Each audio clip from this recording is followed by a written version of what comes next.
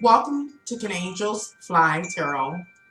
My name is Nancy, and I'm here to talk about how to deal with the stress of delayed change. Do you have a desire? Do you desire money, love, support, or healing? But what you desire is not forthcoming. And as a direct result, you may develop a level of stress and anxiety. How do you overcome stress and anxiety brought on by delayed change?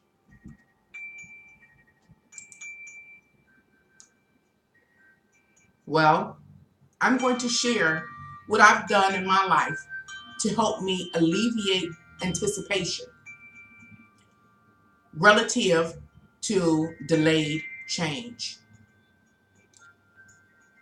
As you can see, to the side of me is a piece of parchment paper.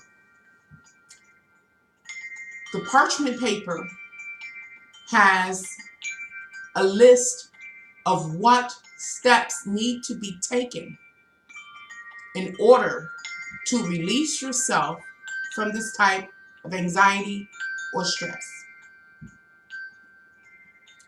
Now, let me give you a little list. But of course, it's completely up to you what you decide to do as far as substitutions.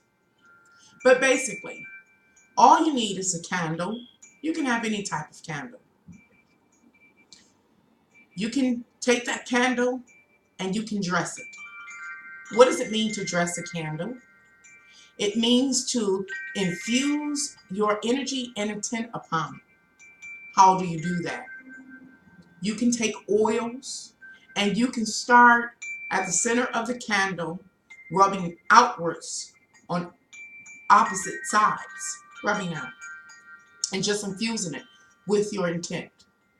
For this video, we're using the intent of love, calling love. And so when one would dress their candle, they would merely cleanse their candle and rub it with possibly a scented oil of one's choice, of course, and rub it from the center outwards, both left to right, and infuse one's intention for love. The next thing a person can do is also take a pen and etch into the candle the words love. Now, love is just an example of desire that could be delayed that ends up bringing about levels of anxiety that, if unchecked, in reality can lead to depression, sadness, sorrow, and fear. So, we're learning today how to alleviate the initial anticipation of a delayed change by doing what? Submitting a prayer, a supplication, or a petition to the universe. We've talked about acquiring a candle. When it comes to love, many people use pink and or red candles. But again, it's completely up to you. You can substitute the candle for whatever color you like. As you can see here, we have a regular white tear candle. And on the side of it, I've inscribed the word love. Next, you take parchment paper. Why parchment paper? Parchment paper is preferable because it is viewed as the most pure paper there is. Next,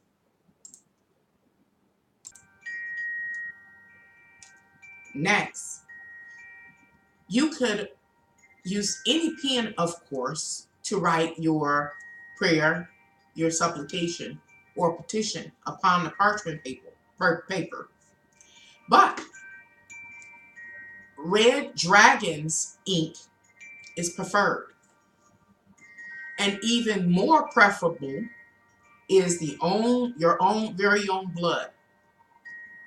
Now, to use one's blood suggests that you are a bit of interest. But if that's what you would like to do to infuse your prayer, your supplication or petition with more power, personal power, you can always prick your finger and write your petition in your own blood. The red dragon's blood, or a red pen, or the blood from your own finger is representation, of course, of blood. And in the blood is the spirit and power. So let's read the list of steps to alleviating anxiety associated with a delayed change. The first thing you want to do is acquire the items that I've talked about. Then next is to write your petition. A little later in this video, I'll share an example of how to write a petition, a prayer, or supplication. The next thing is to take a moment to pray and or meditate, whatever you like to do. The next thing is to believe that what your heart desires will be. After that, it is important for you to release. What do I mean by release? I mean to mentally release it. Let it go. Don't allow your desire to consume your whole being, to consume your mind and every thought. Release.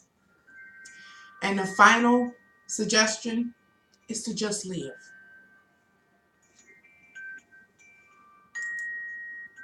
So let's talk about writing your prayer, your supplication, or your petition to the universe about a desire that you have.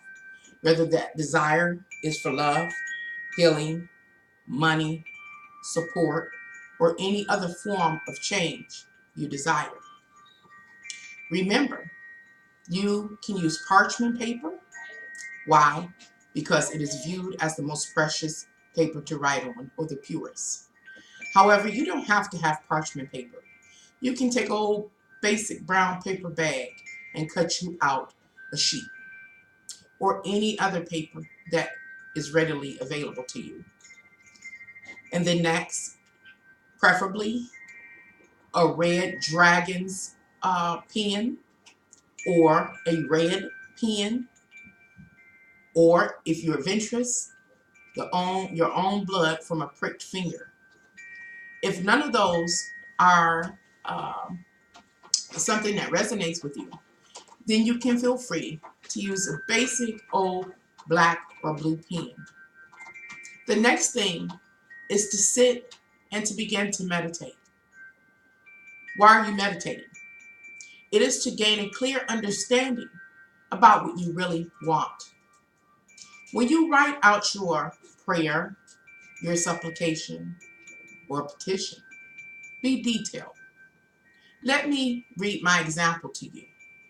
It says, I, your full name, Mary Jane Joe, desires to be in a loving relationship with a heterosexual male who is equal or greater than myself.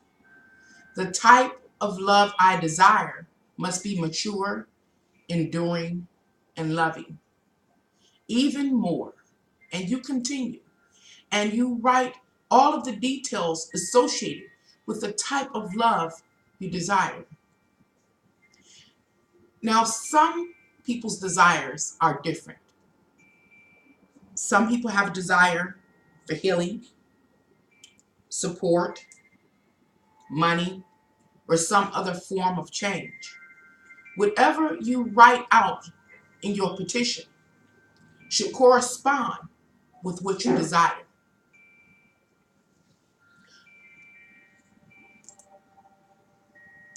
Once you have written out your petition, you allow your candle to, you light your candle and you allow your candle to burn.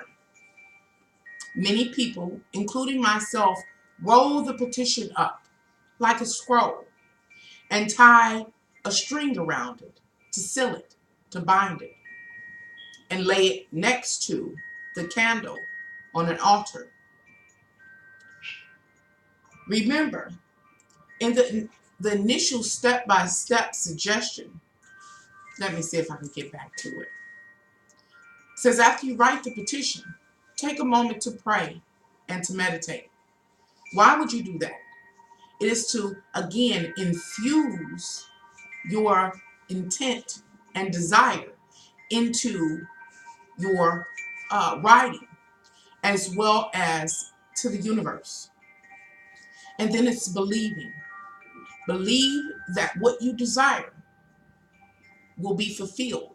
Believe that you are worthy to receive your desire. And then the next thing, remember, is to release. Do not allow your desires to dictate, govern, or control your mind and your energy.